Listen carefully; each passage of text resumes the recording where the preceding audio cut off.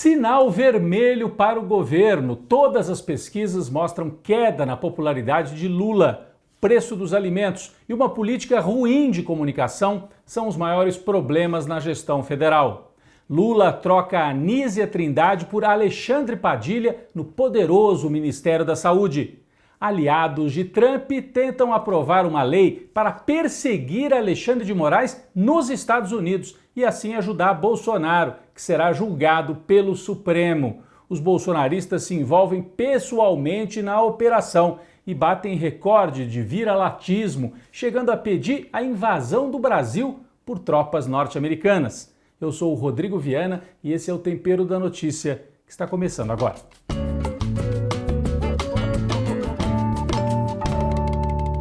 O presidente Lula foi à televisão esta semana, numa rede nacional, uma tentativa de fazer as realizações do governo chegarem lá na ponta, se comunicar com o povo, falando sobre o que o governo tem feito.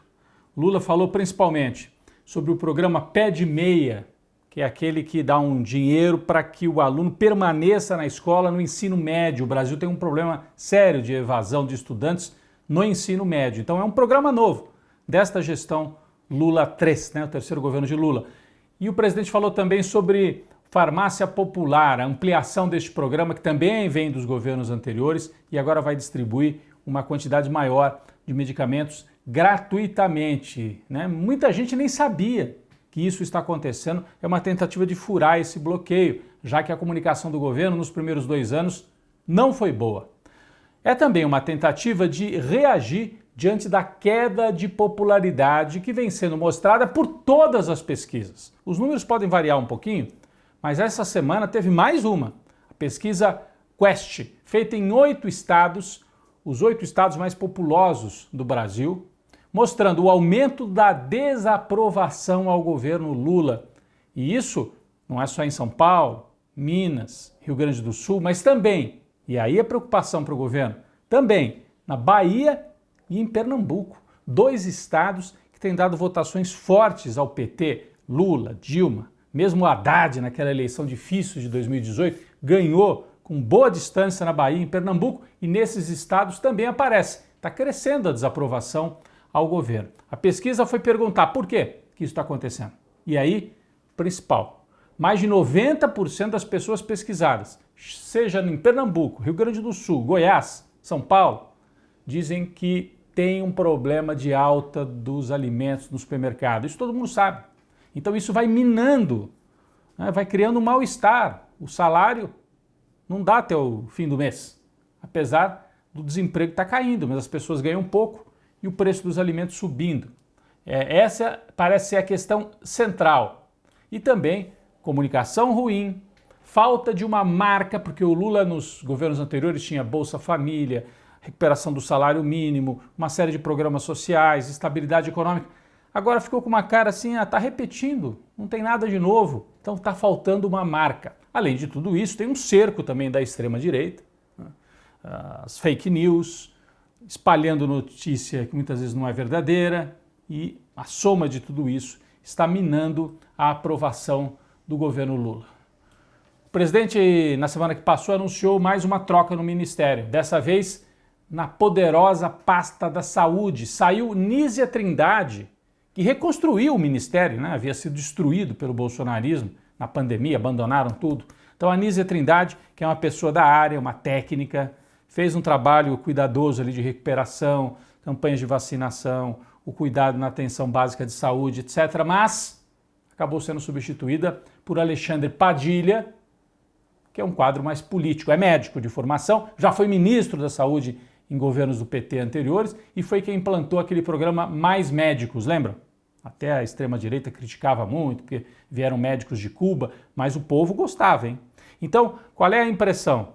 A Nízia Trindade fez uma boa gestão, mas muito técnica, não consegue vender para fora as realizações. E o Padilha tem aí a missão de fazer com que as melhorias da saúde apareçam mais. Isso parece ser uma das preocupações centrais de Lula a essa altura. Quais são as saídas, então, para romper, para interromper esta crise de popularidade? O Lula, primeiro ponto, precisa reduzir o preço da comida. E qual é a aposta? O ministro Haddad tem dito, Não vai ter mágica, não vai ter nenhuma medida mirabolante, tabelamento de preço, não. É apostar na normalidade, na safra, que esse ano deve ser uma safra de alimentos recorde. E com isso, os preços refluiriam. Só que tem que ter paciência, isso só vai acontecer no fim do primeiro semestre, começo do segundo semestre. Outro ponto, como marca, eu falei, falta uma marca para o governo, aprovar a isenção de imposto de renda até R$5.000, que o Lula prometeu em campanha. Só que, de novo, se conseguir aprovar, só vale para 2026. Então, 2025 vai se configurando como um ano difícil mesmo. O preço dos alimentos só deve cair mais para frente. Se aprovar isenção de imposto de renda para quem ganha até 5 mil, que seria uma medida super importante e popular, só vale para 2026. O Lula tem que acelerar também a implantação e a divulgação dos programas sociais. Tudo isso ao mesmo tempo. E melhorar a comunicação. Trocou já o ministro da SECOM. Tudo isso. E enfrentar a extrema-direita. Agora, muita gente diz, o problema não é só de comunicação, tem um problema político, são as contradições de um governo, que é de frente ampla. Teve que ser de frente ampla para ganhar em 22. Chega no governo e tem que jogar dos dois lados, tem que agradar um pouco o mercado, ou bastante, e aí o povo fala, pô, mas não tá fazendo nada aqui na ponta para a base mesmo popular do Lula. E ele fica tentando se equilibrar e tem essas contradições realmente para enfrentar. Tudo que o Lula pode fazer para reduzir a popularidade deve gerar efeito só no fim de 2025 ou início de 2026. Até lá o presidente vai tentar se segurar no gogó, como a gente fala, né? Indo mais para eventos, falando diretamente com o povo, fazendo essas entrevistas e redes na televisão. Mas será um primeiro semestre, especialmente, bastante difícil. O governo conta também com o julgamento de Bolsonaro e dos militares golpistas. Isso pode mudar a pauta, né? Criar uma pauta ruim para a oposição e dar uma certa trégua para que o governo Lula consiga se reorganizar ao longo do ano de 2025. Bolsonaro, aliás, segue na ofensiva. Ele a qualquer momento vai virar réu. Já foi denunciado com outros 33, né, asseclas e golpistas. A qualquer momento vai virar réu e vai ser julgado. E ele segue tentando desqualificar as acusações de golpe. Deu uma entrevista essa semana para o jornalista Léo Dias. Sabe o que ele disse? Não, 8 de janeiro, veja bem, isso foi uma armação da esquerda. E, ao mesmo tempo, pediu anistia, chamando aquelas pessoas que quebraram tudo de pobres coitados. Aí a gente pergunta, se foi armação de esquerda, Bolsonaro, por que você quer anistia? São pobres coitados da direita ou da esquerda? Né? Então, é um discurso que não fecha muito bem. Ele segue atacando o judiciário. Disse que a primeira turma do STF, que vai julgá-lo, é uma espécie de câmara de gás. Olha só, cara de pau, comparando com o nazismo, né, que matava as pessoas na câmara de gás. O Bolsonaro, que é um apoiador da ditadura, da tortura, na ditadura que ele tentou implantar de novo com esse golpe, é que as pessoas eram torturadas, não tinham direito à defesa. Aqui ele está tendo direito a tudo. Tudo que a turma dele, na ditadura militar, negou para os oponentes. Mas essa tática do Bolsonaro não é uma tática jurídica, é mais política, para agitar a base dele. Pode ter um bom resultado para animar o gado, né? Aquela base bolsonarista que é grande, 30%, 35% do país, mas não vai conquistar corações e mentes, principalmente no meio jurídico. Ele pode ficar mais isolado e pode até dificultar a defesa dele no Supremo Tribunal Federal. Bom, nós chegamos a um ponto em que os senadores bolsonaristas, um deles pelo menos, além de falar em anistia para o Bolsonaro, em dizer que o 8 de janeiro, veja bem, foi uma baderna, mas não foi golpe, eles estão tão desesperados que um deles chegou a pedir a invasão do Brasil por tropas dos Estados Unidos para impedir o Bolsonaro de ser julgado e preso. Vamos ver, foi o Marcos Duval. Pedir, pelo amor de Deus, para os Estados Unidos invada o Brasil para recuperar a nossa democracia. O que nós vamos fazer? Sozinho eu não consigo fazer. É um vídeo, portanto, que mostra desespero no bolsonarismo. Na sequência, nós vamos mostrar que os bolsonaristas estão, de fato, alinhados até com o governo Trump e os apoiadores do Trump para confrontar o Estado brasileiro numa estratégia golpista de criar constrangimento e emparedar o Supremo Tribunal Federal. Eles se dizem patriotas, mas agem de fora para dentro, aliados à turma de Washington. Vamos seguir nesse assunto daqui a pouco.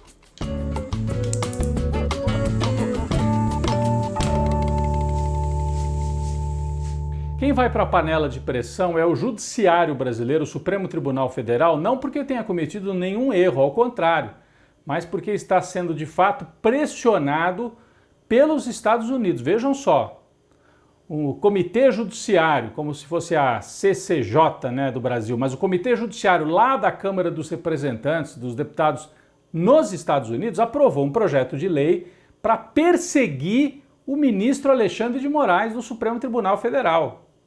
Eles estabeleceram ali uma regra que pessoas que ataquem o que eles chamam de liberdade de expressão não vão poder receber visto para entrar nos Estados Unidos e podem ter bens e dinheiro confiscados, se tiverem dinheiro ou bens lá, né, nos Estados Unidos.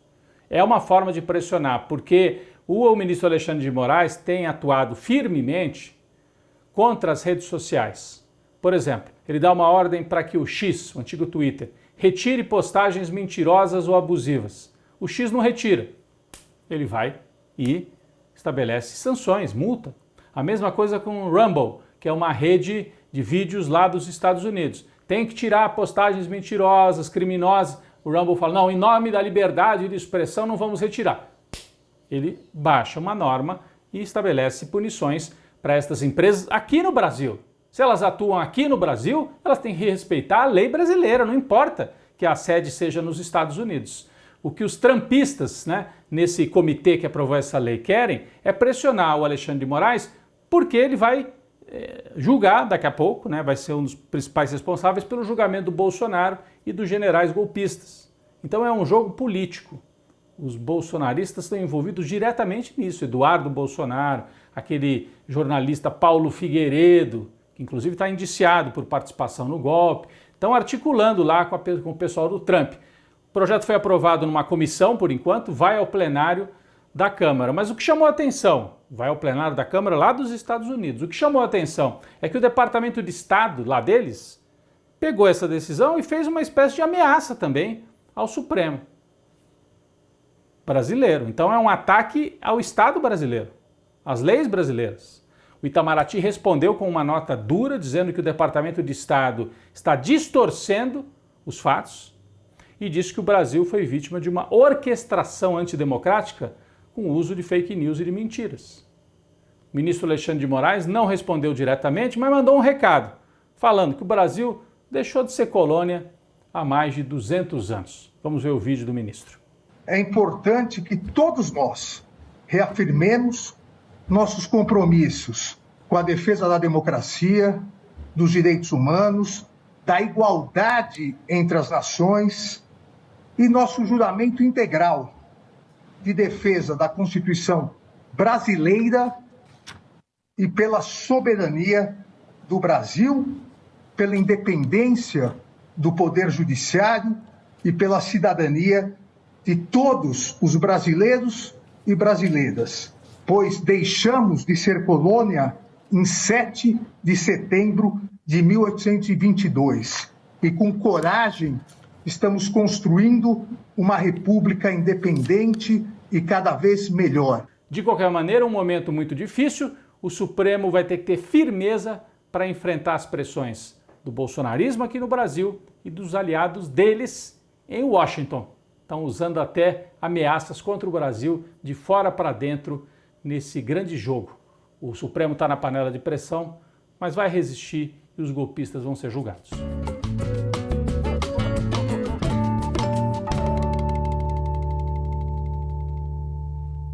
O nosso cafezinho nesse carnaval não vai só para os blocos e as escolas de samba, mas também para o cinema, para a arte brasileira. O cinema que vai disputar o Oscar, né, durante o carnaval. Ainda Estou Aqui, o filme com a atuação esplêndida de Fernanda Torres, disputando em 3 categorias: melhor atriz, a Fernanda Torres, melhor filme no geral e melhor filme estrangeiro. Bom, Ainda Estou Aqui é importante não só pela qualidade, é uma obra de arte, né? Um filme muito bem feito, bem dirigido, com ótimas atuações, boa edição e roteiro, mas é importante também por contar uma história, a história do assassinato, da tortura, do desaparecimento do corpo de Rubens Paiva durante a ditadura militar e como é que a família dele reagiu a isso tudo, especialmente a viúva, que teve que criar os filhos sozinha. Então conta essa história, faz as pessoas voltarem a pensar sobre a ditadura militar, justamente no momento em que militares bolsonaristas tentaram dar um golpe, estão sendo julgados por isso, tentaram implantar uma nova ditadura, se tivessem, né, tido bom resultado para eles no golpe de Estado. Felizmente não tiveram. Então ainda estou aqui, é importante também por isso, traz de volta esse debate. A gente oferece um cafezinho, vai ficar na torcida para que venham aí uma, duas, pelo menos duas estatuetas, né? Nosso cafezinho para a equipe, para os roteiristas, para os atores, os diretores, toda a equipe de produção e gravação de Ainda Estou Aqui, o Brasil e o cinema nacional representados no Oscar, ainda mais com uma temática que dialoga tão bem com os tempos atuais. Um cafezinho e a gente fica na torcida pelo Oscar para o Brasil, vai ser um motivo a mais para festejar nesse carnaval.